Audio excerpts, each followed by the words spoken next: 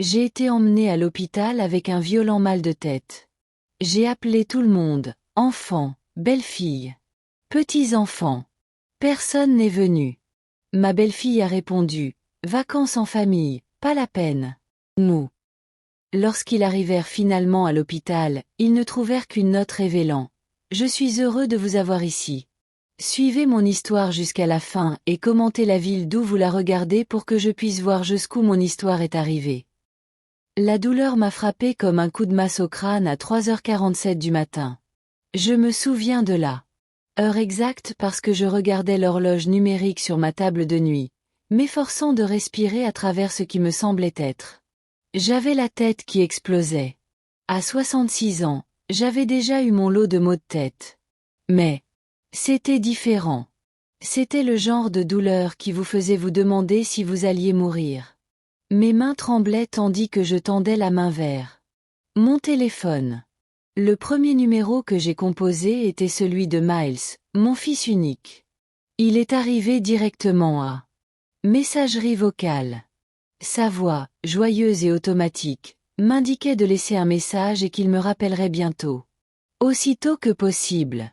Si une urgence médicale pouvait attendre qu'il soit disponible. Miles, c'est maman, murmurai-je au téléphone, d'une voix à peine reconnaissable, même pour moi-même. J'ai de violentes douleurs à la tête. Je crois que j'ai besoin. Aller à l'hôpital. Veuillez me rappeler. 20 minutes se sont écoulées. Aucun appel. La douleur s'intensifiait, se propageant dans mon cou comme du métal en fusion. J'ai essayé de rappeler. De nouveau sur la messagerie vocale. Messagerie vocale. J'ai appelé Joy, ma belle-fille. Elle n'a jamais été chaleureuse avec moi, mais sûrement en cas d'urgence. Le téléphone a sonné 4 fois avant qu'elle. Elle décrocha, la voix aigre d'irritation. Marlène, sais-tu quelle heure il est? Joy, je suis désolée de te réveiller, mais j'ai un terrible mal de tête. Je crois que je dois appeler une ambulance. Est-ce que Miles? Là? Il y eut un silence, et j'entendis une conversation étouffée en arrière-plan. Puis la voix de Joy revint. Il fait plus froid que je ne l'avais jamais entendu. On est en vacances en famille, Marlène. On est venu ici exprès pour du temps sans interruption avec les enfants. S'il vous plaît, ne rappelez pas, sauf si quelqu'un est en train de mourir. La ligne est coupée. Je fixais mon téléphone, les mots résonnant dans ma tête. Vacances en famille. Mes petits-enfants que j'ai aidés à élever, le fils pour lequel j'avais tout sacrifié, étaient en vacances en famille, et je n'étais pas de la famille. Assez pour être inclus ou même digne d'intérêt alors que je pourrais mourir. J'ai appelé. J'ai appelé le 911. Les ambulanciers m'ont trouvé sur le sol de ma cuisine, effondré pendant. J'essayais d'atteindre la porte d'entrée. Le trajet jusqu'à l'hôpital était un brouhaha de sirènes et de voix inquiètes me demandant des questions auxquelles je pouvais à peine me concentrer. Avais-je des contacts d'urgence? Oui, je leur ai donné celui de Miles. Numéro. Y avait-il d'autres membres de la famille? Juste lui et sa femme. Aux urgences, ils ont multiplié les examens, scanners, prise de sang. Travail, examen neurologique. Le médecin, une femme gentille d'environ mon âge, s'appelait docteur. Peterson s'est assis à côté de mon lit avec des résultats que je ne pouvais pas vraiment traiter à cause des médicaments qu'il m'avait donnés contre la douleur. Madame Hartwell, vous avez souffert de ce que nous appelons un mal de tête de tension sévère, probablement déclenché par un stress extrême. Votre tension artérielle était dangereusement élevée à votre arrivée. Vous restez en observation toute la nuit? Acquiesça d'un air hébété. Quelqu'un a-t-il rappelé mon fils? L'expression du docteur Peterson s'adoucit. Avec sympathie. L'infirmière a essayé le numéro que vous nous avez donné à plusieurs reprises. Aucune réponse. C'est là que j'ai vraiment compris. J'étais seule, complètement, absolument seule. La chambre d'hôpital était silencieuse, à l'exception. Le bip rythmique des moniteurs et les bruits lointains du couloir. J'étais allongée là, dans la pénombre, à fixer le les carreaux du plafond et je pensais à comment j'en étais arrivé là. Quand étais-je devenu si jetable aux yeux de ceux que j'aimais le plus? Une infirmière nommée Maria est venue me voir vers minuit. Elle devait avoir la quarantaine, avec un regard doux et des mains douces. Elle a ajusté ma perfusion. Êtes-vous à l'aise, Madame Hartwell? Avez-vous besoin de quelque chose pour la douleur? Y a-t-il eu des appels pour moi? Maria secoua la tête avec compassion. Je suis désolée, ma puce, mais essaie de te reposer. Parfois. Ma famille ne sait pas comment gérer ces situations, mais je savais qu'il valait mieux ne pas le faire. Il ne s'agissait pas de ne pas savoir comment gérer. C'était dû au fait que je n'avais pas assez d'intérêt pour essayer. J'ai dû m'assoupir, car la lumière du soleil était soudain apparue. Une autre infirmière m'apportait le petit déjeuner. Mon téléphone est resté silencieux. Table de chevet. Pas d'appel manqué, pas de SMS, rien. Tandis que je piochais. Après avoir reçu des œufs à l'hôpital, une terrible lucidité commença à m'envahir. Ce n'était pas une aberration. C'était la vérité de mon relation avec mon fils et sa famille. Débarrassé de tous les jolis mensonges que je me racontais depuis des années.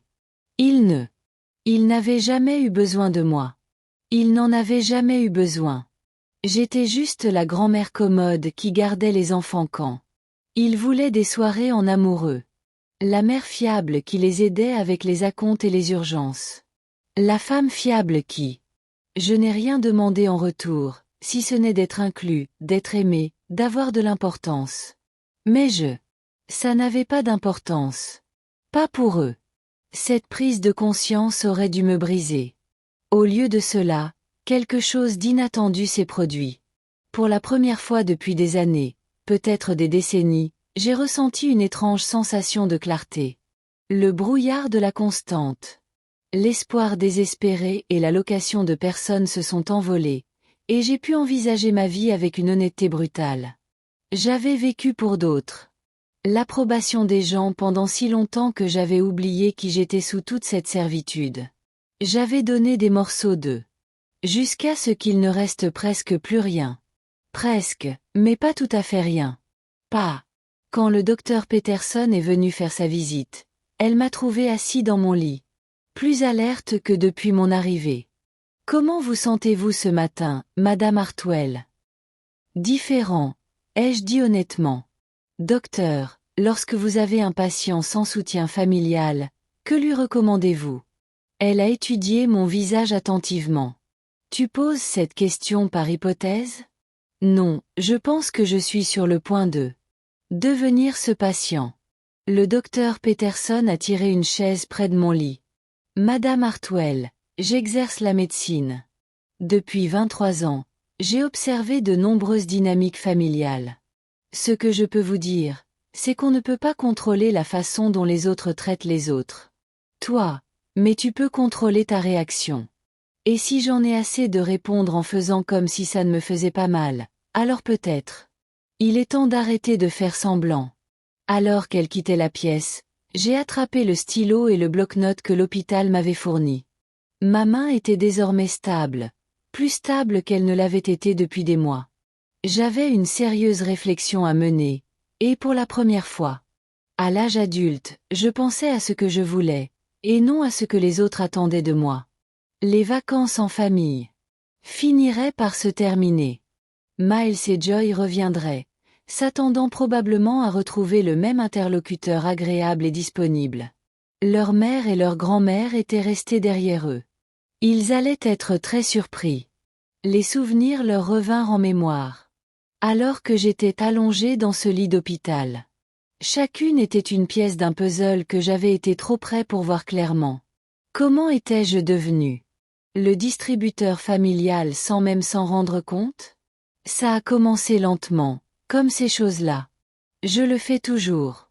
Quand Miles a ramené Joy à la maison pour la première fois il y a 8 ans, j'étais ravie. Fils, 32 ans, et enfin s'installer avec une belle femme ambitieuse qui semblait de l'adorer. Je voulais désespérément être la belle-mère que je n'avais jamais eue. Soutien, aide, mais pas intrusive. Joy a été intelligente. Elle n'a jamais posé de questions. Elle cherchait de l'argent directement, sans jamais formuler de demande. Elle peignait plutôt des tableaux de rêve. Juste un peu hors de portée. Leur premier appartement était presque parfait, mais juste un peu au-dessus du budget. Leur mariage serait exactement ce que nous voulions. Si seulement. Pouvoir nous permettre le lieu que nous aimons vraiment. J'ai signé chèque après chèque en me disant que j'investissais dans leur bonheur. Lorsqu'ils ont acheté leur première maison, j'ai contribué 20 000 $ à la compte. Paiement.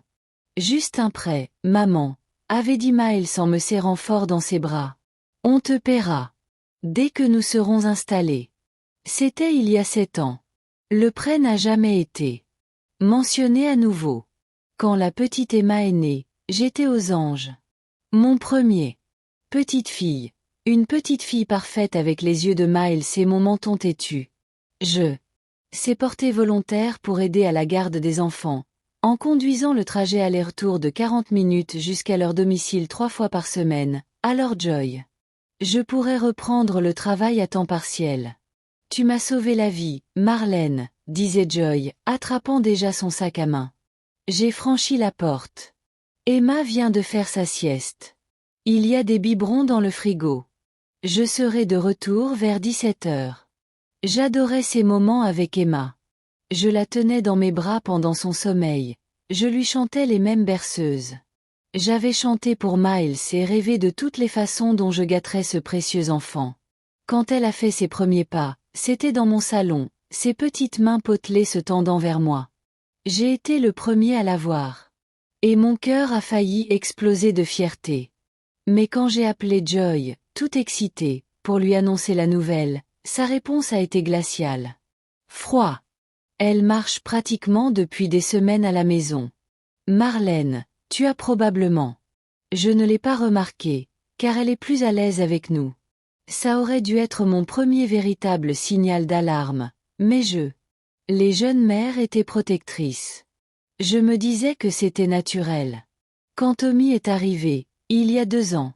Plus tard, le schéma s'est intensifié. Je gardais désormais mes 2 enfants 3 jours par semaine, plus la plupart des samedis soirs où Miles et Joy voulaient sortir. J'achetais des vêtements, des jouets, je payais pour des cours de natation et de gymnastique pour les tout-petits, car avec 2 enfants, on a vraiment du mal à se payer un peu d'argent. Ils m'adoraient et je vivais pour eux. Leurs cris d'excitation à mon arrivée. Emma courait vers moi avec des dessins de la maternelle et Tommy grimpait sur ses genoux, avec son livre préféré. J'étais grand-mère Marlène, celle qui avait toujours des goûters, des câlins et une patience infinie. Mais j'ai commencé à remarquer des choses. Comment Joy corrigeait les enfants quand ils étaient trop affectueux avec moi.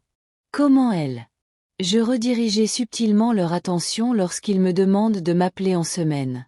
Comment les photos de famille prises chez eux mettaient en évidence ses parents, mais les miens étaient rangés dans un tiroir. Les enfants s'attachent trop à vous, m'a-t-elle dit un jour, tout à fait simplement. Ce n'est pas sain pour eux. Ils préfèrent leur grand-mère à leurs parents. J'étais tellement décontenancée que je n'ai pas pu répondre. Me préférer? J'étais juste amoureuse. Comme le font les grands-mères. Mais Joy m'a donné l'impression que j'étais allée trop loin, que j'étais inappropriée. C'est là que les règles ont commencé. Je ne pouvais emmener les enfants qu'à des activités préapprouvées. Je devais consulter Joy avant d'acheter des traditions familiales que j'espérais partager, comme préparer des biscuits de Noël ou les emmener au zoo. Il fallait d'abord qu'elle autorise Miles, mon adorable petit garçon qui utilisait de tout me dire, devenait de plus en plus distant. Mes conversations avec lui semblaient écrites, comme s'il récitait les sujets de discussion que Joy avait préparés. Il a arrêté de m'appeler juste pour discuter. Il a arrêté de me demander conseil sur quoi que ce soit. La relation est devenue transactionnelle.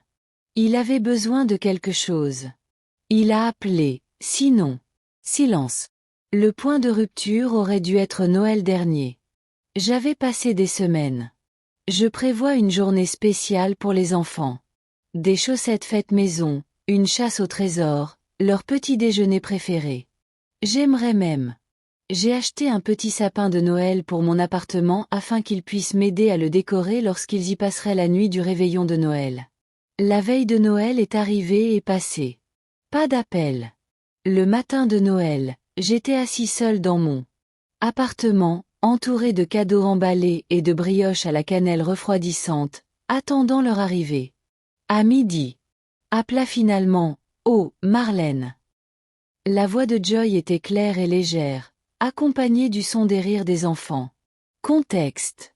Nous avons décidé de célébrer Noël en famille cette année. Vous comprenez, n'est-ce pas?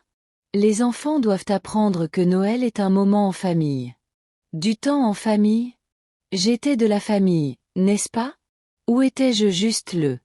J'ai embauché de l'aide? J'ai passé ce jour de Noël seul. Et pour la première fois, je me suis laissé pleurer. Vraiment pleurer. Pas là. Des larmes silencieuses que j'avais repoussées pendant des mois, mais des sanglots profonds et déchirants qui venaient de quelque part que j'avais ignoré, mais même à ce moment-là, je me suis convaincu que c'était un malentendu. Peut-être avais-je été trop insistant, trop impliqué. Peut-être avaient-ils besoin. Ils avaient l'espace nécessaire pour construire leur propre tradition. Je pouvais être patient. Je pouvais attendre. Les demandes d'aide continuaient cependant d'affluer. Pourrais-je garder les enfants pendant que Joy partait en week-end spa avec ses amis? Pourrais-je contribuer aux frais de scolarité de Tommy à la maternelle? Pourrais-je les aider à verser la compte pour leur nouveau SUV? À chaque fois, j'ai dit oui. À chaque fois, je me suis dit que c'était ce qu'il fallait. Ce que les familles aimantes font les unes pour les autres. À chaque fois, j'ai réprimé le sentiment grandissant d'être exploité. Il y a 3 mois. Les choses ont dégénéré d'une manière qui aurait dû m'ouvrir les yeux. La mère de Joy, Sandra, était venue me rendre visite. Arizona, et j'étais impatient de passer enfin du temps avec elle. Nous ne nous étions rencontrés que brièvement au mariage, et je pensais que ce serait bien d'avoir une autre grand-mère avec qui partager des histoires. J'ai invité tout le monde à dîner dimanche. Célèbre rôti braisé, petit pain maison, tarte aux pommes. J'ai passé tout le samedi à nettoyer. Ils cuisinaient, voulaient que tout soit parfait. Ils sont arrivés avec 1 heure de retard. Pas d'excuses, pas d'explications. Sandra a balayé dans ma maison comme si elle en était propriétaire, critiquant immédiatement tout, de ma décoration à la façon dont j'avais mis la table. Oh là là, dit-elle en regardant ma petite salle à manger. C'est douillet. Les enfants doivent se sentir bien. C'est tellement exigu ici comparé à leur belle maison. Pendant le dîner, elle nous a régalés avec des histoires de ses autres petits-enfants, ceux qui vivaient près d'elle en Arizona, ceux qu'elle voyait tout le temps. À l'époque, ceux qui étaient bien plus avancés qu'Emma et Tommy. Bien sûr, dit-elle en coupant son rôti. Avec une difficulté théâtrale. Quand on s'implique vraiment dans la vie de ces petits-enfants, on voit la différence. Fait. J'ai ressenti chaque mot comme une gifle. Miles est resté assis en silence, sans me défendre ni corrigeant l'affront évident. Joy sourit et acquiesça, encourageant les comparaisons cruelles de sa mère. Le pire. Une partie de l'histoire est arrivée lorsque Sandra a sorti son téléphone pour montrer des photos. Des photos après des photos de réunions de famille, de vacances, fêtes d'anniversaire, toute la mettant en vedette avec ses petits-enfants d'Arizona. Peut-être avaient-ils besoin. Ils avaient l'espace nécessaire pour construire leur propre tradition. Je pouvais être patient. Je pouvais attendre. Les demandes d'aide continuaient cependant d'affluer. Pourrais-je garder les enfants pendant que Joy partait en week-end spa avec ses amis? Pourrais-je contribuer aux frais de scolarité de Tommy à la maternelle? Pourrais-je les aider à verser la compte pour leur nouveau SUV? À chaque fois, j'ai dit oui. À chaque fois, je me suis dit que c'était ce qu'il fallait. Ce que les familles aimantes font les unes pour les autres. À chaque fois, j'ai réprimé le sentiment grandissant d'être exploité. Il y a 3 mois. Les choses ont dégénéré d'une manière qui aurait dû m'ouvrir les yeux. La mère de Joy, Sandra, était venue me rendre visite. Arizona, et j'étais impatient de passer enfin du temps avec elle. Nous ne nous étions rencontrés que brièvement au mariage, et je pensais que ce serait bien d'avoir une autre grand-mère avec qui partager des histoires. J'ai invité tout le monde à dîner dimanche. Célèbre rôti braisé, petit pain maison, tarte aux pommes. J'ai passé tout le samedi à nettoyer. Ils cuisinaient, voulaient que tout soit parfait. Ils sont arrivés avec 1 heure de retard. Pas d'excuses, pas d'explications. Sandra a balayé dans ma maison comme si elle en était propriétaire, critiquant immédiatement tout, de ma décoration à la façon dont j'avais mis la table. Oh là là, dit-elle en regardant ma petite salle à manger. C'est douillet. Les enfants doivent se sentir bien. C'est tellement exigu ici comparé à leur belle maison. Pendant le dîner, elle nous a régalés avec des histoires de ses autres petits-enfants, ceux qui vivaient près d'elle en Arizona, ceux qu'elle voyait tout le temps. À l'époque, ceux qui étaient bien plus avancés qu'Emma et Tommy. Bien sûr, dit-elle en coupant son rôti. Avec une difficulté théâtrale. Quand on s'implique vraiment dans la vie de ces petits-enfants, on voit la différence. Fait. J'ai ressenti chaque mot comme une gifle. Miles est resté assis en silence, sans me défendre ni corrigeant l'affront évident.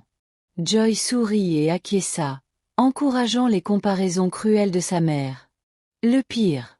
Une partie de l'histoire est arrivée lorsque Sandra a sorti son téléphone pour montrer des photos.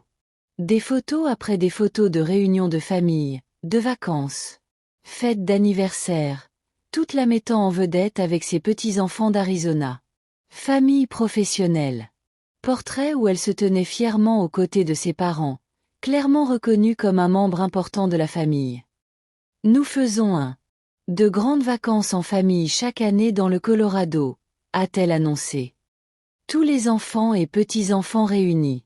C'est tellement merveilleuse tradition. Emma leva les yeux de son assiette. Grand-mère Marlène, pourquoi ne viens-tu pas en vacances avec nous? Le silence qui suivit fut assourdissant. Joy et Sandra échangèrent un regard éloquent. Miles fixa son assiette. Comme s'il contenait les secrets de l'univers. Eh bien, ma chérie, dit finalement Joy. Voix d'une douceur écœurante. Grand-mère Marlène a sa propre vie à vivre. Elle ne veut pas être dérangée par les voyages en famille. J'avais envie de crier. Je voulais. Dis à Emma que je n'avais jamais été invitée, que je n'aimerais rien de plus que de créer des souvenirs avec elle et Tommy. Au lieu de ça, j'étais assis là, comme l'idiot que j'étais devenu, souriant, hochant la tête et faisant comme si cela ne me coupait pas en morceaux. Maintenant, allongé. Ce lit d'hôpital, j'ai pu voir le motif avec une netteté brutale. Je n'étais pas de la famille. J'étais membre du personnel. Pratique quand nécessaire, renvoyé quand ce n'était pas le cas. L'argent que je leur avais donné, le temps que j'avais passé à m'occuper de leurs enfants, les morceaux d'eux. J'avais sacrifié ma vie, mais rien de tout cela ne m'avait valu une place à leur table. J'étais la grand-mère qu'ils toléraient parce que j'étais utile, pas parce que j'étais aimée. Le téléphone à côté de mon lit est resté silencieux. Aucun appel inquiet de Miles. Aucune inquiétude. Un SMS de Joy m'interrogeait sur mon état. Les vacances en famille étaient plus importantes que ma survie. Pour la première fois depuis des années, j'ai vu ma situation avec une honnêteté totale. Et pour la première fois, au fil des années, j'ai commencé à imaginer à quoi ma vie pourrait ressembler si j'arrêtais de quémander des miettes d'affection. Des gens qui ne me voyaient que comme une ressource pratique. La colère qui avait. Ce qui se construisait en moi depuis des mois a enfin trouvé sa voie. Pas vraiment de la rage, mais quelque chose de plus froid et de plus résolu. Une détermination qui m'a surprise par sa force. J'ai de nouveau pris mon bloc-notes. J'avais des projets à faire. La 2e nuit à l'hôpital, je n'ai pas pu dormir. Pas à cause de la douleur cette fois, mais parce que mon esprit fonctionnait comme il ne l'avait pas fait depuis des années. J'avais l'impression de voir ma vie à travers des yeux différents, et ce que j'ai vu m'a donné la nausée. Maria, là, infirmière de nuit, m'a trouvé assis à 2 heures du matin en train d'écrire furieusement dans mon bloc-notes. Tu n'arrives pas à dormir, chérie? Demanda-t-elle en vérifiant mes constantes avec une efficacité éprouvée. Je fais des listes, dis-je. Je me suis étonnée de la fermeté de ma voix. Quel genre de liste? J'ai regardé les pages que j'avais remplies. Tout ce que je leur ai donné. Tout ce que j'ai fait pour eux. Tout ce que je ne referai plus jamais. Maria marqua une pause. Je travaille, j'étudie mon visage. Problèmes familiaux, prise de conscience familiale. Je pose mon stylo. Et croisa son regard. Maria, puis-je te demander quelque chose? Si tu donnais sans cesse à des gens qui ne faisaient que prendre et ne donnaient jamais quelque chose en retour, comment appelleriez-vous cette relation? Elle resta silencieuse un moment, puis s'assit au bord de mon lit. Je dirais que c'est malsain et je demanderais pourquoi la personne laissait cela continuer. Et si c'était ta seule famille? Chérie, la famille, ce n'est pas une question de sang. C'est à propos de qui est là quand on a besoin de lui. Elle fit un geste autour de la pièce vide. Qui s'est présenté pour toi? Cette simple question m'a frappé comme un coup physique. Qui avait? Est-ce que je suis venu? Le docteur Peterson, qui a pris le temps de m'écouter attentivement. Maria, qui m'a traité avec plus de gentillesse en 2 jours que mon fils ne l'avait fait depuis des années. Les ambulanciers qui s'étaient précipités pour aider un étranger. Même l'aumônier de l'hôpital qui était passé plus tôt pour prendre de mes nouvelles. Aucun d'entre eux n'était apparenté à moi. Pourtant, ils se souciaient tous davantage de mon bien-être que ma propre famille. Je crois. J'ai confondu obligation et amour, dis-je doucement. Maria acquiesça. C'est une erreur courante, mais il n'est jamais trop tard pour apprendre à la différencier. Elle est partie et je suis retournée à mes listes. La première s'intitulait « Ce que j'ai donné ». Quand j'ai fini, il couvrait 3 pages. Argent, temps, énergie. Des opportunités que j'avais laissées passer, des relations que j'avais négligées, des rêves que j'avais abandonnés. Le total était stupéfiant. La deuxième liste était celle que j'ai reçue en retour. Elle était d'une brièveté embarrassante. Quelques remerciements obligatoires, quelques photos de famille mises en scène, accès aux petits-enfants à qui on apprend à me voir comme secondaire par rapport à leur vraie famille. La troisième liste était la plus importante, celle que je souhaitais pour le reste de ma vie. Celle-ci. C'était plus dur. J'étais tellement concentrée sur ce que les autres voulaient depuis si longtemps que j'avais oublié comment vouloir des choses pour moi-même. Mais lentement, prudemment, j'ai commencé à écrire. Je voulais voyager. J'avais toujours. Je rêvais de voir l'Italie, mais à chaque fois, j'avais économisé suffisamment. Une urgence familiale avait nécessité mes fonds. Je voulais suivre un cours d'art. J'adorais dessiner quand j'étais jeune, mais j'ai abandonné quand Miles était petit et je n'ai jamais repris. Je voulais me faire des amis qui m'apprécieraient pour ce que j'étais, et non pour ce que je pouvais apporter. Par-dessus tout, je voulais arrêter de vivre ma vie en marge du bonheur des autres. Au matin, j'avais un plan. Ni un plan vengeur, ni un plan de vengeance. Une confrontation dramatique, mais plus calme et plus puissante. J'allais reprendre ma vie en main, morceau par morceau. Commençant immédiatement. Le docteur Peterson est arrivé pour sa visite à 7 heures. Il m'a trouvé habillé et assis sur la chaise. À côté de mon lit, mon bloc-notes serré dans mes mains.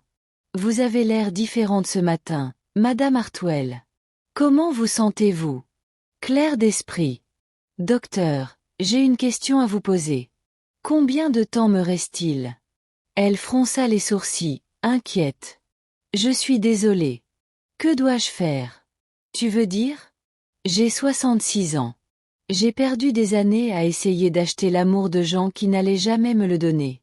En supposant que je reste en bonne santé, combien de bonnes années me reste-t-il à vivre? L'expression du docteur Peterson s'adoucit, témoignant de sa compréhension. Madame Hartwell, vous pourriez en avoir 20 ou 30. De belles années vous attendent, peut-être plus. Envisagez-vous de faire des changements? Je réfléchis à tous les changements. Elle s'est assise en face de moi. Puis-je te donner un conseil? J'en vois beaucoup. Des patients dans votre situation. Des personnes qui ont passé leur vie à prendre soin des autres jusqu'à leur réveil. Et je réalise qu'ils ont oublié de prendre soin d'eux. J'ai hoché la tête, avide de toute sagesse qui pourrait m'aider à naviguer. Ce qui est arrivé ensuite. Ceux qui réussissent sont ceux qui arrêtent de s'excuser de vouloir leur propre bonheur. Ils arrêtent. Expliquer leurs décisions à des gens qui n'ont jamais eu leurs intérêts à cœur. Ils commencent tout juste. Commencer quoi? Commencer. Ils vivent comme si leur vie comptait. Parce que c'est le cas. Après son départ, j'ai appelé le représentant des patients de l'hôpital. J'avais besoin des informations sur la modification de mes contacts d'urgence, la mise à jour de mes directives de soins de santé et plusieurs autres informations juridiques. Des questions auxquelles je n'avais jamais pensé auparavant. En 1 heure, j'avais une liste d'avocats et de conseillers financiers qui pourraient m'aider à restructurer ma vie. J'ai ensuite appelé ma voisine, Eleanor. Nous étions amies depuis des années, même si je n'ai jamais eu le temps d'approfondir notre relation, car je courais toujours pour aider Miles. Marlène, j'ai entendu dire que tu étais dans le hôpital. Comment te sens-tu? Beaucoup mieux, merci. Eleanor, j'ai une question étrange. Serais-tu? Ça te dirait de faire un voyage en Italie avec moi? Il y eut un silence. L'Italie? Sérieux? Complètement sérieux. J'ai toujours voulu y aller et je pense que ce serait plus sympa avec un ami. Oh mon Dieu! Oui. J'en ai rêvé. L'Italie depuis des années. Quand y pensais-tu? Bientôt. Très bientôt. On a parlé pendant 20 ans.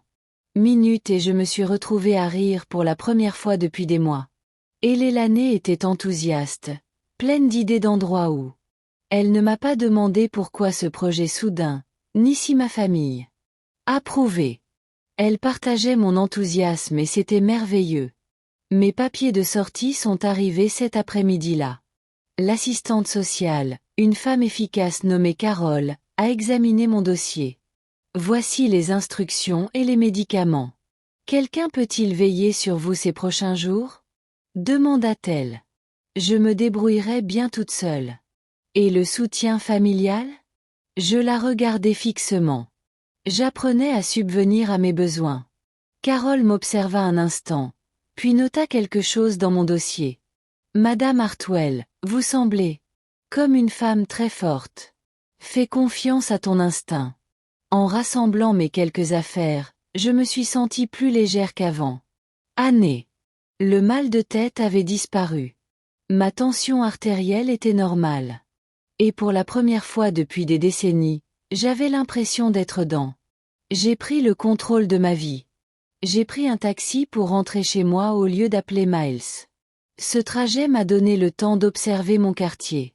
Avec un regard neuf. J'avais vécu dans la même maison pendant 15 ans, depuis mon divorce, mais je n'avais jamais vraiment. Je l'ai appréciée. C'était une jolie petite maison avec un jardin que j'avais négligé parce que j'étais toujours chez Miles. Aider les enfants. À l'intérieur aussi, tout semblait différent. Les meubles que j'avais achetés pour les visites de mes petits-enfants qui venaient rarement. La chambre d'amis que j'avais préparée pour la famille qui ne. J'ai passé la nuit dans la cuisine où j'avais préparé d'innombrables repas pour des gens qui tenaient mes efforts pour acquis. J'ai marché à travers chaque pièce, la voyant non pas comme une salle d'attente pour l'approbation des autres, mais comme mon espace, mon sanctuaire. Chez moi. La première chose que j'ai faite a été de débrancher le téléphone fixe. Si Miles voulait me joindre, il pouvait m'appeler. Je n'allais plus rester assis devant un téléphone, à espérer des appels qui n'arriveraient peut-être jamais. La deuxième chose que j'ai faite. J'ai ressorti le dossier de brochures de voyage que je collectionnais depuis des années. Italie, France, Angleterre, Irlande, lieux. Je rêvais de voir quelqu'un, Mais je n'ai jamais fait de sa famille une priorité. Plus maintenant. J'ai étalé les brochures sur la table de ma cuisine et j'ai commencé à planifier le voyage dont Eleanor et moi avions discuté. 2 semaines. En Italie, en commençant par Rome et en poursuivant notre route à travers la Toscane. Je pouvais me le permettre facilement maintenant que je n'étais plus. Financer les rêves des autres. À l'approche du soir, j'ai senti une anxiété familière m'envahir. C'était généralement quand j'appelais Miles pour prendre de ses nouvelles, quand je demandais des nouvelles des enfants, quand je proposais mon aide en cas de crise. Ce jour-là, au lieu de cela, je me suis servi un verre de vin, ce que je faisais rarement. Parce que Joy avait un jour fait une remarque sarcastique sur les grands-mères qui boivent. J'étais assise dans mon jardin à regarder le coucher du soleil. J'ai peint mes fleurs négligées dans une lumière dorée et je me suis permis d'être fière. J'avais survécu à une urgence médicale sur mon. J'avais fait des projets qui m'excitaient. J'avais commencé à imaginer une vie qui tournait autour de mon propre bonheur plutôt que de la commodité de chacun. Mon téléphone est resté silencieux à côté de moi, et pour la première fois. Ce silence m'a semblé apaisant plutôt que réprobateur. Demain, Miles et Joy reviendraient de vacances en famille. Demain, ils s'attendraient probablement à retrouver le même accueil. Mère et grand-mère qu'ils avaient laissés derrière eux. Demain, ils découvriraient que je n'étais plus disponible. Pour ce rôle. Le poste avait été définitivement supprimé. Ce soir, j'allais déguster mon vin, planifier mon aventure italienne et me coucher tôt sans me soucier des besoins de qui que ce soit d'autre que les miens. C'était révolutionnaire. L'appel est arrivé mardi matin, exactement 1 semaine après mon hospitalisation. J'étais dans mon jardin, en train de jardiner. Pour la première fois depuis des années, mon téléphone a sonné. Le nom de Miles est apparu à l'écran, et j'ai ressenti ce sursaut familier. Mon estomac que ces appels provoquaient toujours. Pendant un instant, j'ai envisagé de ne pas répondre, mais la curiosité l'a emporté. Je voulais entendre ce qu'il avait à dire après.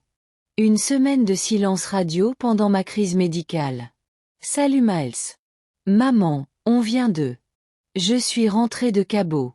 C'était incroyable. Les enfants se sont éclatés au complexe. Sa voix était claire et joyeuse, comme si de rien n'était.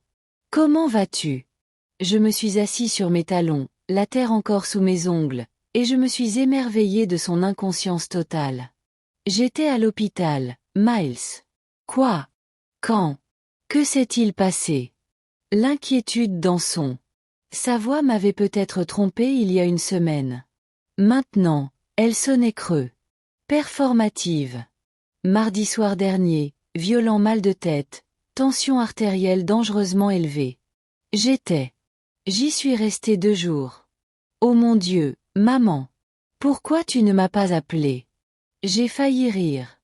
Je t'ai appelé plusieurs fois. Tu n'as pas répondu. On était en vacances, maman.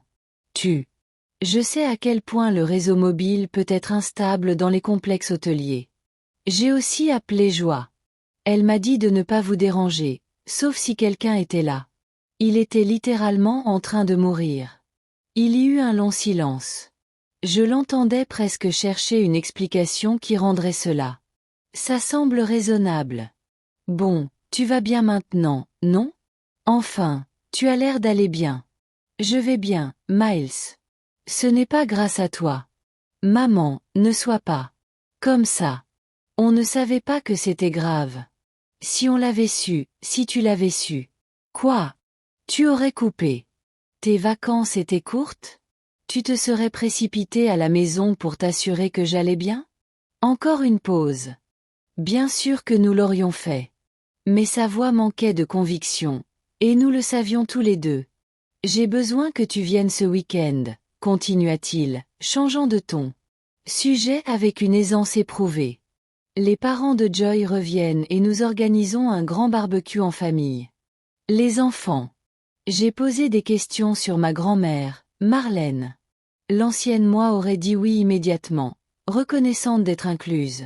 Désireuse de prouver ma valeur de grand-mère, Ma nouvelle moi percevait quelque chose de différent dans son invitation. Que dois-tu m'apporter?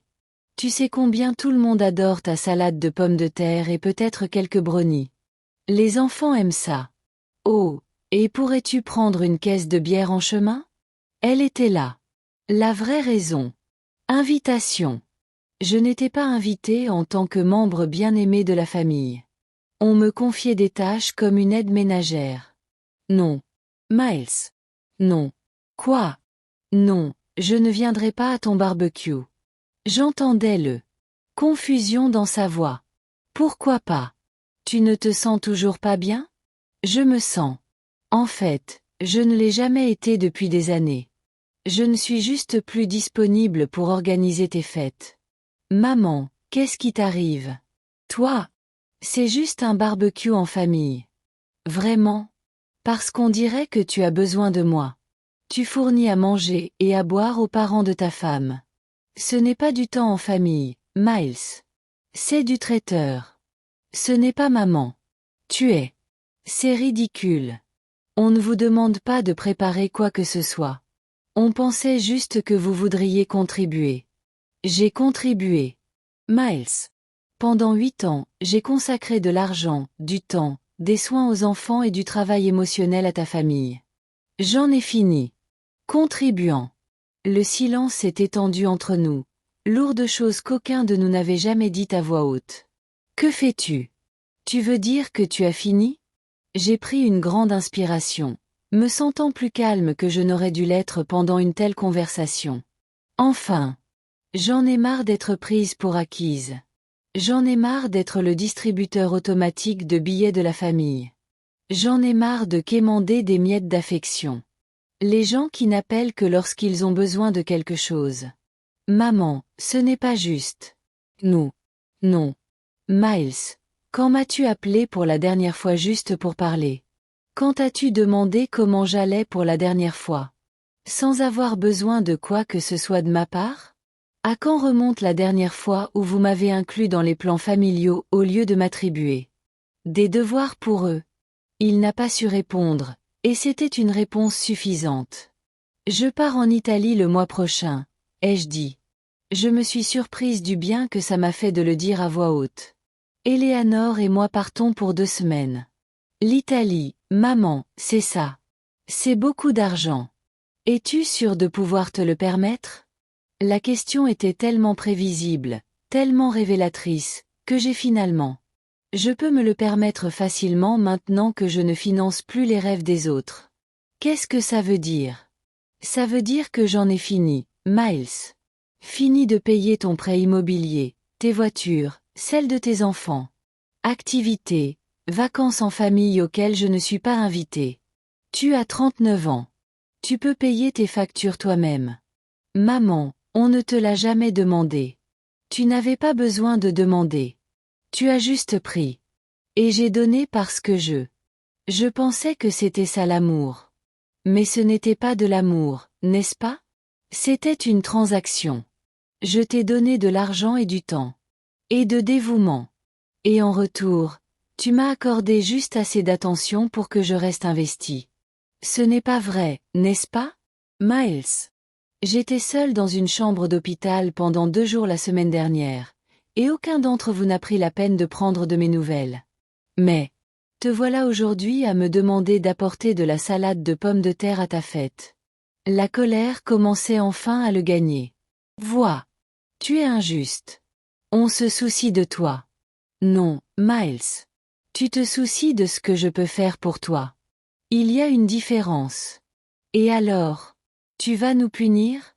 Nous couper les vivres parce qu'on est parti en vacances? Je ne punis personne. Je choisis simplement de. Je vis ma vie comme je l'entends désormais. Et les enfants? Et Emma et Tommy? Cette question m'a frappé différemment que les autres. Les enfants étaient innocents dans tout ça, et je les aimais désespérément, mais je savais aussi qu'aimer. Ils ne m'ont pas obligé à continuer à soutenir leurs parents. J'aime Emma et Tommy. Je les aimerai toujours. Mais je ne serai pas. Je ne suis plus disponible pour faire du babysitting. Je ne contribuerai ni à leurs activités ni à leurs dépenses. Si vous le souhaitez. Pour avoir une relation avec moi, vous devrez faciliter cela sans vous attendre à ce que je fournisse des services dans échange. Maman, c'est fou. Tu es leur grand-mère. Oui, je le suis. Et si vous souhaitez que je continue à faire partie de leur vie, vous devrez me traiter comme un membre de la famille plutôt que comme un membre du personnel. Je pourrais. J'entendis la voix de Joy en arrière-plan, aigre et furieuse. Miles lui transmettait clairement des bribes de notre conversation. Elle. Joy veut te parler, dit-il. J'en suis sûr, mais j'arrête de parler. Pour aujourd'hui. Miles, je t'aime. Je t'ai toujours aimé. Mais je m'aime aussi. Et je suis enfin prête à faire semblant. Maman, ne raccroche pas. Il faut qu'on trouve une solution. Il n'y a rien à comprendre. C'est comme ça que les choses vont se passer désormais. Tu peux l'accepter ou non, mais tu ne peux pas. J'ai raccroché avant qu'il puisse répondre, puis j'ai immédiatement éteint mon téléphone. Mes mains tremblaient légèrement, mais c'était l'adrénaline, pas la peur. Je venais de poser la première vraie limite de la vie d'adulte était à la fois terrifiante et exaltante. 1 heure plus tard, on sonna à ma porte. J'ai regardé. J'ai regardé par le Judas et j'ai vu Miles debout sur mon porche, le visage rouge de colère. Joy était à ses côtés. Ses bras. Elle était contrariée et son expression était tonitruante. J'ai envisagé de ne pas répondre, mais cette conversation devait avoir lieu. Finalement, et j'étais plus prête que jamais. Salut, Miles. Jovi, ai-je dit. Il garda la porte partiellement fermée, ne les invitant pas à entrer. Maman, il faut qu'on parle de ça, dit Miles, la voix tendue. Avec une frustration à peine contenue. Je crois avoir dit tout ce que j'avais à dire. Joy s'avança, sa voix d'une douceur écœurante. Marlène, je crois qu'il y a eu un malentendu. On est une famille. La famille s'arrange. On est famille, Joy? Parce que les membres de la famille se montrent généralement inquiets lorsqu'une personne est hospitalisée. Parmi eux, on compte les uns les autres lors des événements importants. Les membres d'une famille ne se traitent pas comme des employés. Son masque a légèrement glissé. Tu dramatises. On est parti en vacances sans consulter nos téléphones constamment. Ça ne veut pas dire qu'on ne le fait pas. Attention. Tu n'as pas simplement omis de vérifier tes téléphones. Tu m'as expressément dit de ne pas le faire. Appelez-moi, sauf si quelqu'un était en train de mourir. Eh bien, j'aurais pu mourir et vous vous en fichiez. Miles intervint. Maman, bien sûr que nous nous soucions de vous. Mais vous ne pouvez pas vous attendre à ce que nous laissions tout tomber dès que vous avez un mal de tête. Un mal de tête? Je le regardais avec incrédulité. Miles, j'ai été hospitalisé pendant 2 jours avec une tension artérielle dangereusement élevée.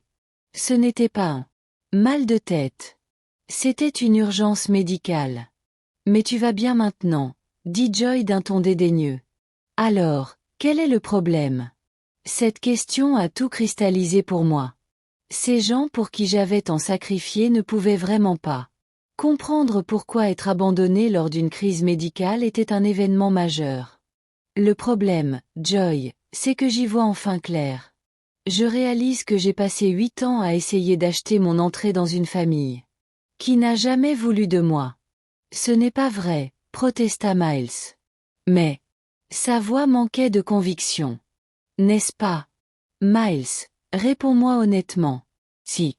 J'ai arrêté de te donner de l'argent, j'ai arrêté de faire du babysitting, j'ai arrêté de te fournir des services. Veux-tu encore de moi dans ta vie? Le silence avant sa réponse m'a tout dit. Bien sûr. On le ferait. Mais maman, les relations sont faites de concessions mutuelles. Tu as raison. Et pendant 8 ans, j'ai donné et vous avez pris. Il est temps que cela se produise. Changement.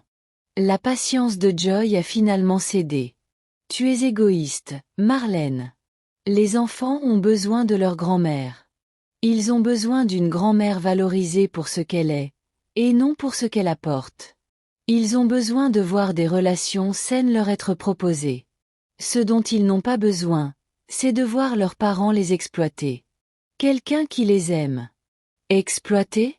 La voix de Miles s'éleva. Maman, on ne t'a jamais exploité. Tout ce que tu as fait, tu as proposé de le faire. Tu as raison. Je l'ai fait parce que J'avais désespérément besoin de ton amour et de ton acceptation. Et je pensais que si je donnais suffisamment, si je faisais suffisamment de sacrifices, tu finirais par. Tu me considères digne d'être inclus dans ta famille. J'ai pris une inspiration, me sentant remarquablement calme malgré l'intensité de la conversation. Mais je n'ai plus besoin de gagner l'amour. Je vais en Italie avec Eleanor. Je prends des cours d'art. Je vais vivre la vie que j'ai mise en suspens en attendant que tu décides que j'étais assez bien. Voilà. Le masque de Joy. Elle avait complètement disparu, la voix aigre de colère. Tu vas abandonner tes responsabilités? Mon seul. La responsabilité m'incombe. Vous êtes tous les deux adultes. Vous pouvez assumer vos propres responsabilités. Ils sont partis en colère et je savais qu'ils reviendraient. Mais pour la première fois depuis des années, je n'avais pas peur de leur colère. Je n'avais pas peur. J'allais essayer de réparer ça, d'arranger les choses, ou de trouver un moyen de les rendre à nouveau heureux avec moi. J'étais enfin libre. Le harcèlement a commencé le lendemain. Au début, il s'agissait simplement d'appels téléphoniques. Miles appelait toutes les 2 ou 3 heures, son ton alternant entre colère et supplication. Quand j'ai cessé de répondre, la joie a pris le dessus, laissant des messages vocaux de plus en plus désespérés et manipulateurs. Marlène, c'est ridicule. Les enfants demandent où est grand-mère Marlène. Voulez-vous vraiment blesser des enfants innocents parce que vous avez une sorte de crise de la quarantaine? J'ai supprimé chaque message sans vraiment. J'écoutais. Mais jeudi, ils avaient intensifié leurs ardeurs. J'étais de nouveau dans mon jardin.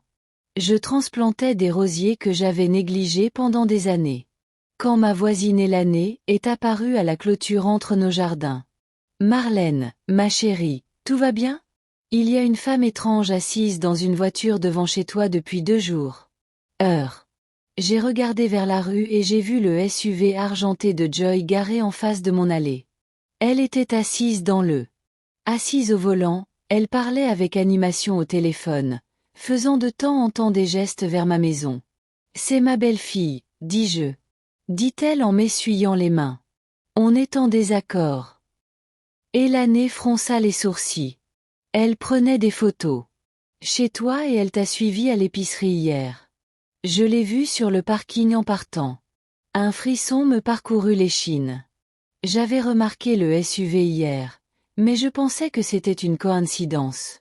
L'idée que Joie était.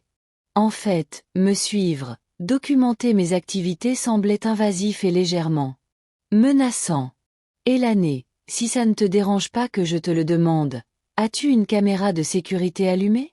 Votre Porsche? Oui. Pourquoi capturerait-il quelqu'un venant à ma porte? Absolument. Marlène, as-tu des ennuis? J'ai regardé ma gentille voisine, cette femme qui m'avait montré plus. La semaine dernière, ma famille a été plus préoccupée que depuis des années. Je ne sais pas. Mais je devrais peut-être bientôt demander une faveur.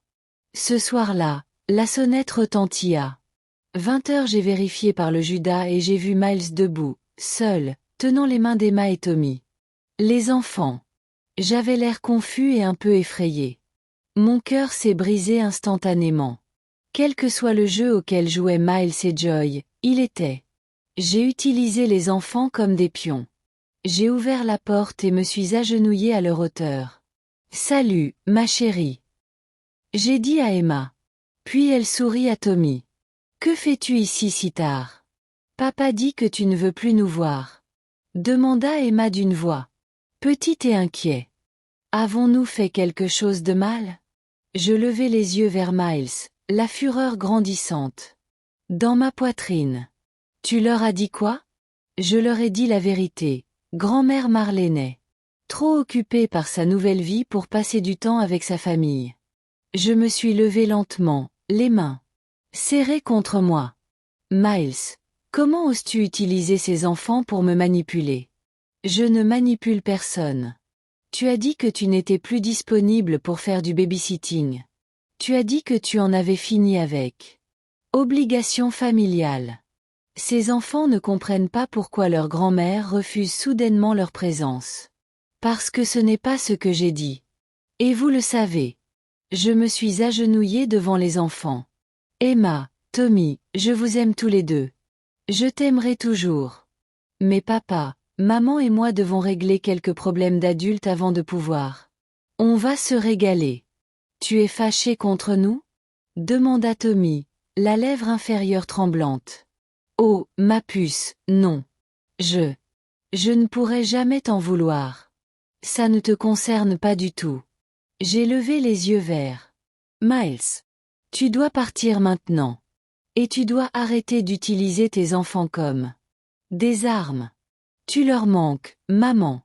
Ils ne comprennent pas pourquoi tu agis comme ça. Alors peut-être devriez-vous leur expliquer que les relations exigent le respect de tous. Peut-être devriez-vous leur dire que grand-mère Marlène les aime, mais qu'elle ne veut plus se laisser abuser. Alors, tu l'admets. Tu les abandonnes.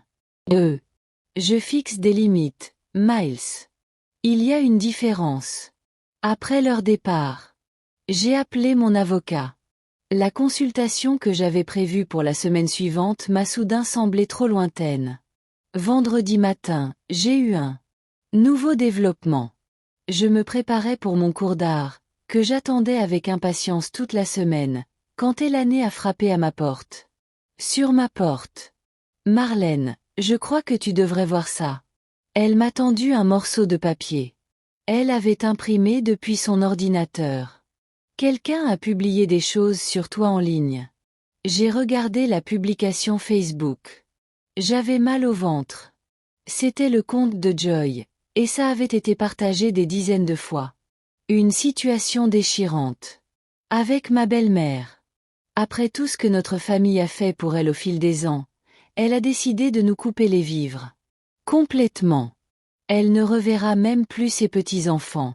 Nous essayons de comprendre ce que nous avons fait de mal, mais elle ne nous adressait pas la parole. Pensez à notre famille pendant cette période difficile. Les commentaires étaient brutaux. Des gens que je ne connaissais même pas me traitaient d'égoïste, de sans-cœur, de terrible. Grand-mère. Plusieurs personnes avaient partagé leurs propres histoires de famille âgée ingrate. Des membres qui s'en étaient pris à leur famille. Il y a plus, dit Elane doucement. Elle a posté des photos des enfants, l'air triste, disant qu'ils n'arrêtaient pas de demander où était passée grand-mère Marlène. Je lui ai tendu. Je renvoie le journal à Eleanor, les mains tremblantes de rage. Elle essaie de me faire honte publiquement pour que je me soumette à ses ordres. Quoi? Qu'est-ce que tu vas faire? Je vais à mon cours d'art, puis je vais parler à mon avocat. Ce cours d'art était exactement ce que je voulais. Nécessaire. Pendant 3 heures, je me suis perdue dans les aquarelles et le fusain, entourée d'eux. D'autres personnes étaient là simplement parce qu'elles voulaient créer quelque chose de beau. Personne ne connaissait ma famille. Drame. Personne n'avait besoin de moi, si ce n'est de ma présence et de ma participation. Mon professeur, Patricia, était une femme d'environ mon âge qui avait commencé à peindre après sa retraite. Pendant la pause, elle s'est assise à côté de moi pendant que je travaillais sur un paysage. « Tu as un sens inné de la couleur », m'a-t-elle dit. « As-tu déjà peint? » Avant. Pas depuis que je suis jeune. J'ai toujours eu l'intention d'y revenir, mais la vie a ses propres défauts, mais il n'est jamais trop tard pour se reprendre. Les choses qui nous apportent de la joie. Ces mots m'ont marqué alors que je me rendais au cabinet de l'avocat cet après-midi-là. David Morrison était le genre d'avocat dont je n'aurais jamais imaginé avoir besoin, quelqu'un spécialisé dans le harcèlement familial et maltraitance des personnes âgées. Son bureau était chaleureux et professionnel, et ses manières étaient à la fois aimables et professionnelles. Madame Hartwell, J'ai examiné les documents que vous m'avez envoyés, les états financiers, les enregistrements, les publications sur les réseaux sociaux, la documentation du comportement de harcèlement. C'est malheureusement plus courant qu'on ne le pense. Leurs activités sont-elles illégales? Certaines d'entre elles se situent dans une zone grise. Ce qui suit, la prise de photos de votre propriété, le harcèlement en ligne, ceci pourrait potentiellement constituer harcèlement ou cyberintimidation, selon leur degré d'escalade. Mais plus encore, plus important encore, vous avez parfaitement le droit de fixer des limites avec votre famille, peu importe ce qu'elle publie en ligne. Que fais-je pour me protéger? Plusieurs choses. Premièrement, je recommande installer un système de sécurité pour votre maison. Documentez tout. Chaque élément indésirable. Chaque visite, chaque appel téléphonique harcelant, chaque publication sur les réseaux sociaux. Tenez un journal détaillé, avec les dates et les heures. Il m'a tendu un dossier. Je vais aussi rédiger une lettre de cessation et une lettre de désistement. Cela les informera officiellement de tout harcèlement supplémentaire. Le harcèlement ou les tentatives de vous contacter contre votre gré pourraient entraîner des poursuites judiciaires. Cela ne va-t-il pas les mettre encore plus en colère? Probablement. Mais cela leur fera aussi comprendre que vous êtes sérieux au sujet de vos limites, et cela crée une trace juridique si nous devons demander des ordonnances restrictives plus tard. Le week-end fut paisible. Miles et Joy semblaient se regrouper, et moi. J'ai profité de ce temps pour installer les caméras de sécurité que David m'avait recommandées, et pour continuer à planifier mon voyage en Italie avec Elle l'année. Dimanche soir, je lisais un guide touristique sur la Toscane lorsque mon téléphone a sonné. Le numéro était. Je ne connaissais pas son nom, mais j'ai répondu quand même. Est-ce Marlène Hartwell? La voix était âgée, féminine et inconnue. Oui. Qui est-ce? Je m'appelle Dorothy Stevens.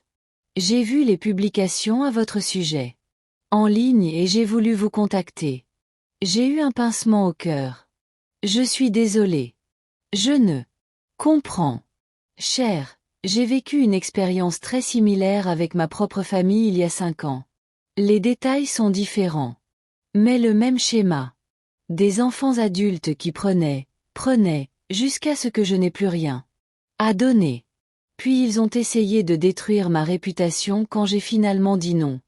Je me suis affalée sur ma chaise, ne sachant pas si je devais raccrocher ou continuer à écouter.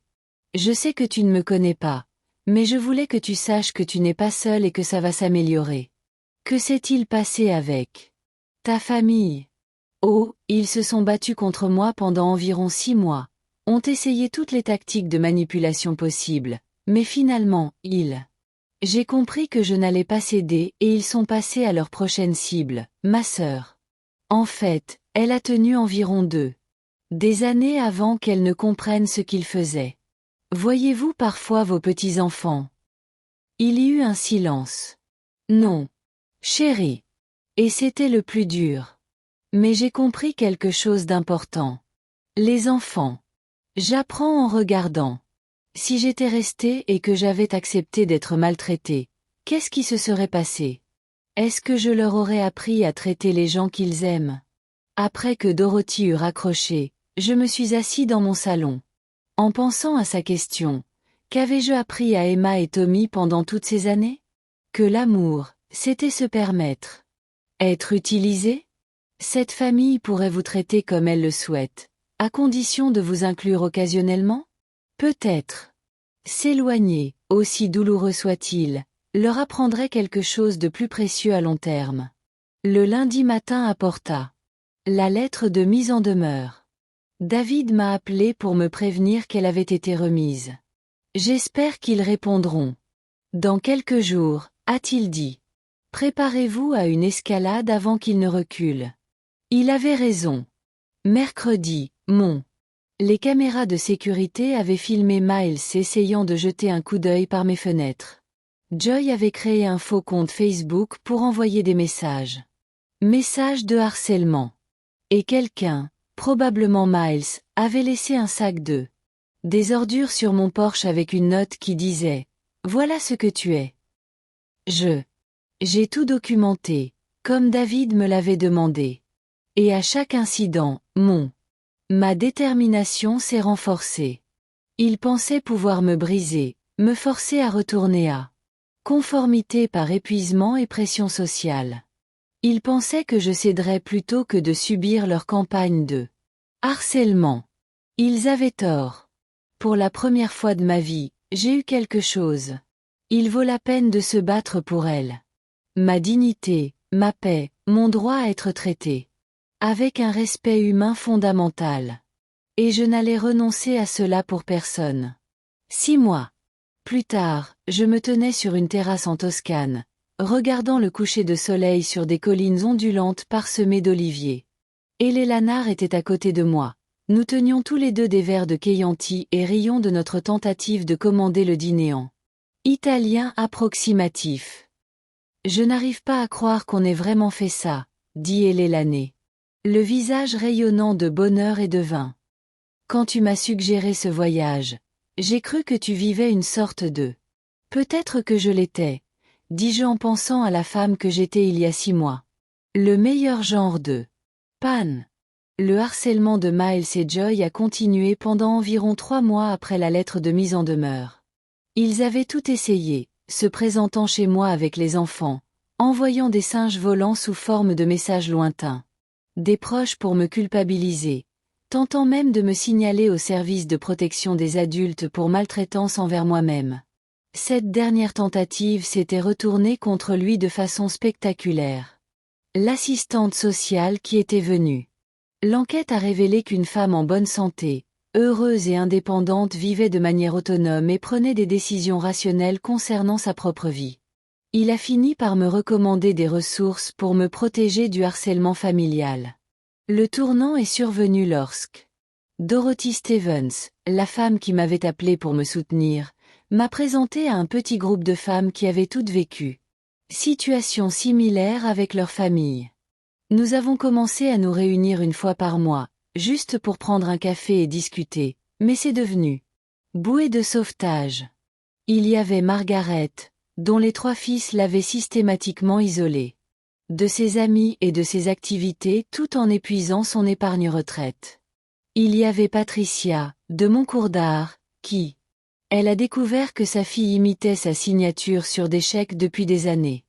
Il y avait Alice, dont le gendre avait convaincu sa fille qu'Alice était trop négative et devait être coupée de ses petits-enfants à moins qu'elle. Nous sommes devenus plus favorables à leur choix.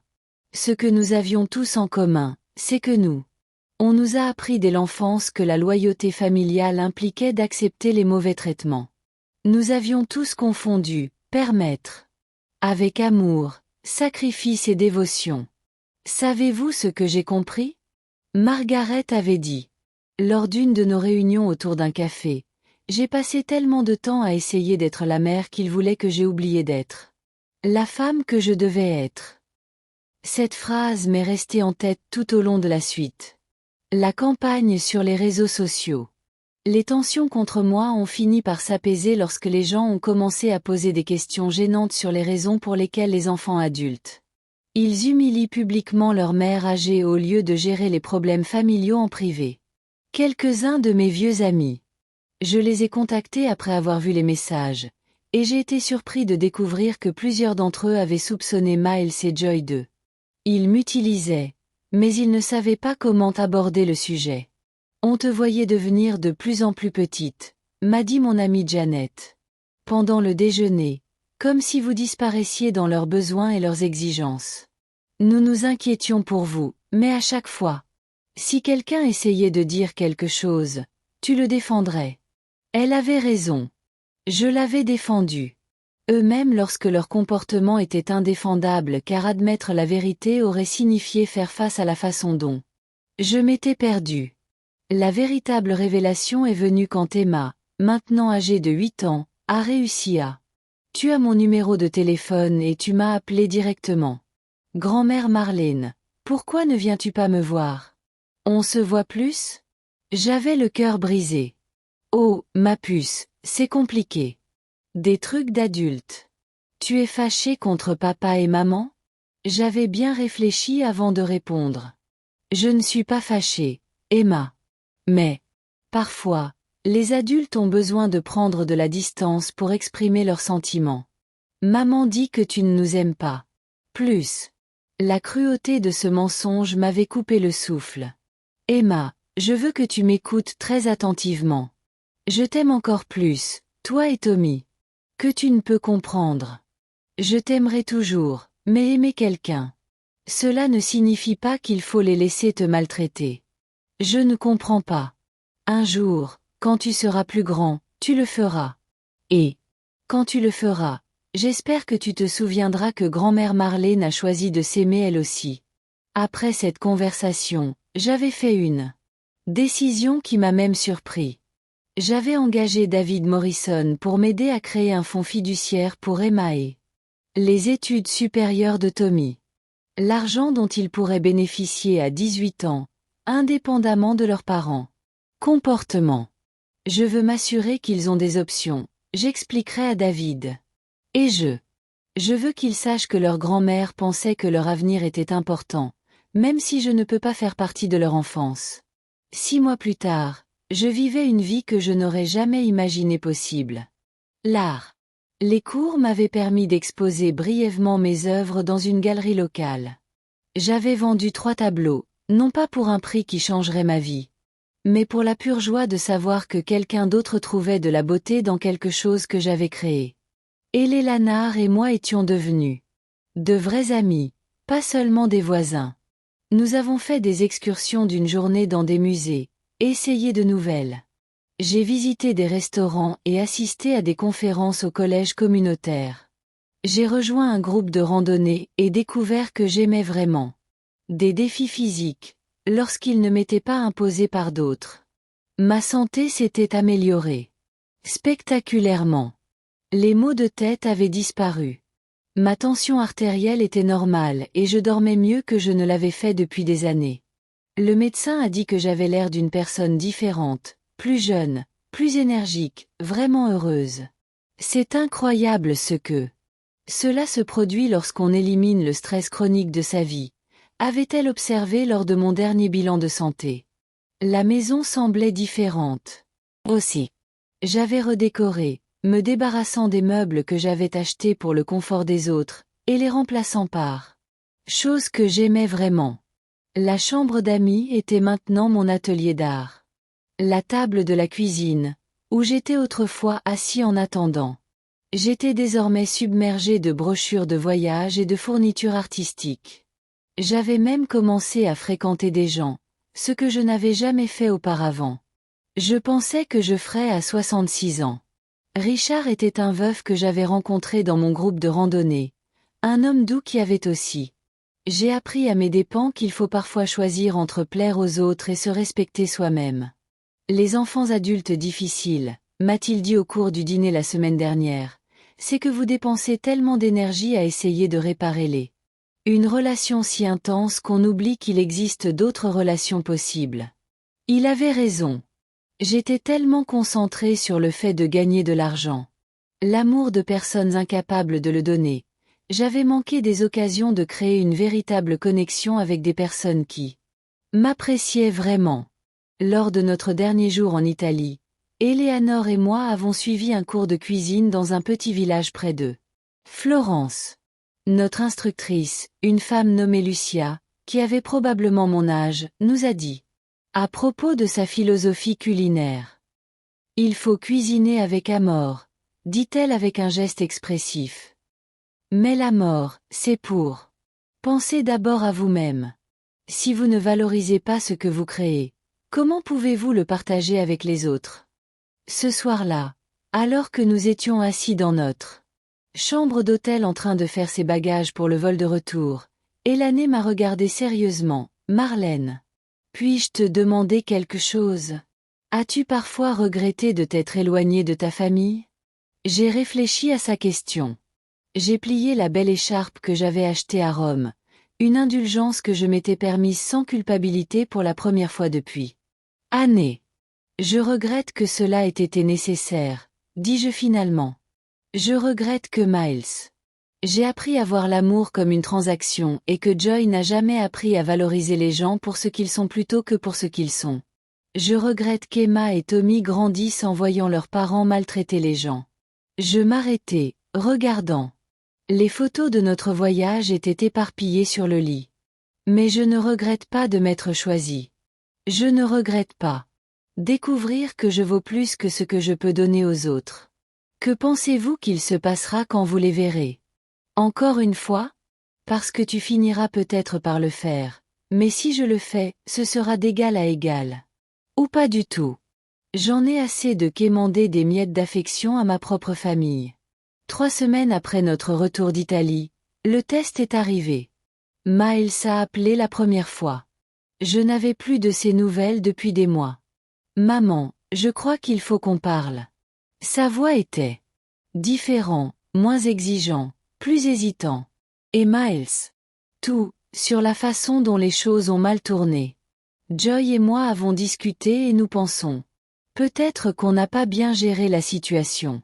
J'étais silencieux, attendant la suite. Tu manques aux enfants. Tu nous manques. On pourrait peut-être tout recommencer. Comment? Je ne sais pas. On pourrait peut-être déjeuner ensemble un de ces jours. Juste discuter. L'ancien moi aurait dit oui immédiatement, reconnaissant. Toute reconnaissance, toute ouverture. Le nouveau moi y réfléchissait attentivement. Miles, je suis prêt à avoir une conversation, mais j'ai besoin que tu comprennes que je ne suis pas la même personne. Je l'étais avant. J'ai des limites maintenant, et je ne les négocierai pas pour préserver la paix. Je comprends. Et vous? Parce que il ne s'agit pas de vous demander de vous excuser, et de me rendre à nouveau disponible pour répondre à vos besoins. Il s'agit de construire une relation complètement différente, si tant est que nous en ayons une. Il y eut un long silence. À quoi cela ressemblerait-il? Ça ressemblerait à du respect mutuel. Ça montrerait que tu accordes autant d'importance à mon temps et à mes sentiments. J'apprécie la vôtre. Cela donnerait l'impression que je suis impliqué dans les décisions familiales qui affectez-moi, pas seulement des tâches assignées pour soutenir les décisions que vous avez déjà prises. Maman, je crois que je commence à comprendre ce que tu essayais de nous dire. J'espère bien, Miles, parce que je t'aime, mais je m'aime aussi, et je ne sacrifierai plus l'un pour l'autre. Nous avons convenu de déjeuner ensemble la semaine suivante. Je n'avais aucune idée de ce qui en résulterait. Et pour la première fois de ma vie, cette incertitude ne me terrifiait pas. J'avais construit une vie que j'aimais, remplie, avec des gens qui m'appréciaient pour ce que j'étais, et non pour ce que je pouvais apporter. Quoi qu'il soit arrivé à Miles et à sa famille, ça irait, mieux que ça. Je serais libre. En raccrochant, j'ai regardé autour de moi dans mon atelier. Les peintures que j'avais créées, les photos de voyage sur les murs, les preuves d'une vie. Je vivais pour ma joie et mon épanouissement. À 66 ans, j'avais enfin appris à m'aimer. Au point d'exiger que les autres fassent de même, et cela a fait toute la différence. Maintenant, je suis curieux à votre sujet. Vous qui écoutez mon histoire, que feriez-vous à ma place? Avez-vous déjà vécu une expérience similaire? Commentez ci-dessous. En attendant, je laisse sur l'écran final 2 autres histoires qui sont les préférées de la chaîne, et ils vous surprendront certainement. Merci d'avoir suivi jusqu'ici.